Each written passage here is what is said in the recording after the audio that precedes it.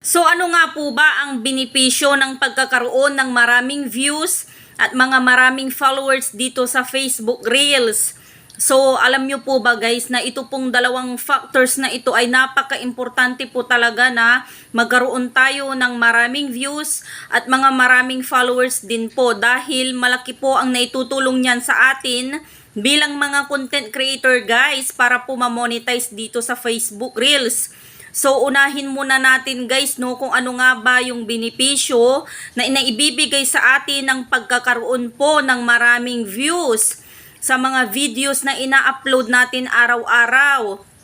So ang pinakauna po dyan guys ay malaki po ang naitutulong ng pagkakaroon ng maraming views sa atin guys dahil posible pong tumaas ang performance natin sa ating reach. So, ibig sabihin guys, kapag marami po ang views natin ay ibig sabihin ay malayo po ang nararating ng mga video na ina-upload natin. So, tataas po ang performance natin dyan sa ating dashboard, lalong-lalo na dyan sa reach.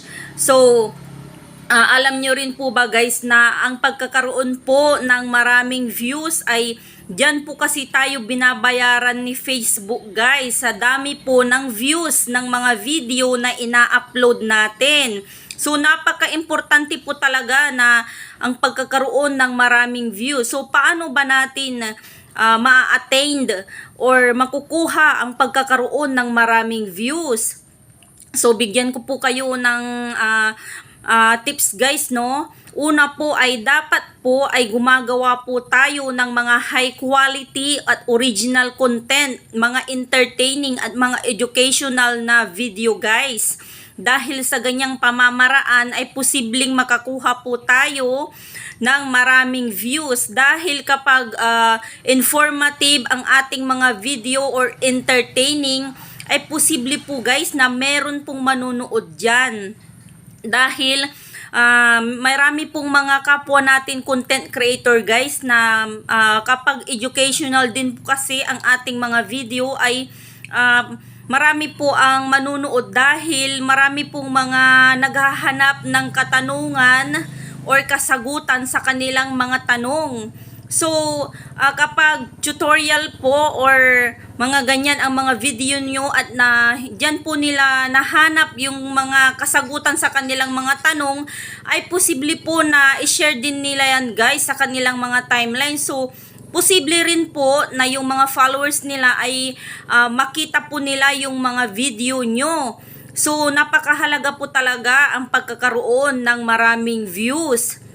So, pangalawa po ay ang pagkakaroon po ng maraming followers. So, napaka-importante din po nito guys, no? Dahil once na nag-upload po tayo ng mga video, ay posible rin po na marami po ang makakita ng ating mga ina-upload na mga reels video araw-araw.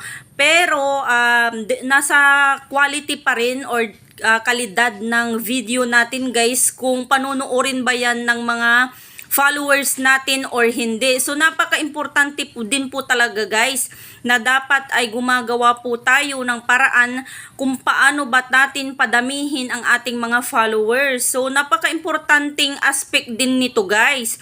Dapat ay binibigyan din po natin ito ng pansin. So, alam nyo po ba guys na sa paggawa pa lang po ng mga simpleng video, kagaya na lamang po ng mga high quality, mga original content at mga entertaining video guys, ay dyan po tayo makakakuha ng ating mga organic followers. Yung mga followers po na talagang sinusubaybayan yung mga video na ina-upload natin dahil meron po silang natututunan na mga aral at mayroon po silang napupulot na mga impormasyon na posible pong magamit din po nila sa paggawa po nila ng mga content.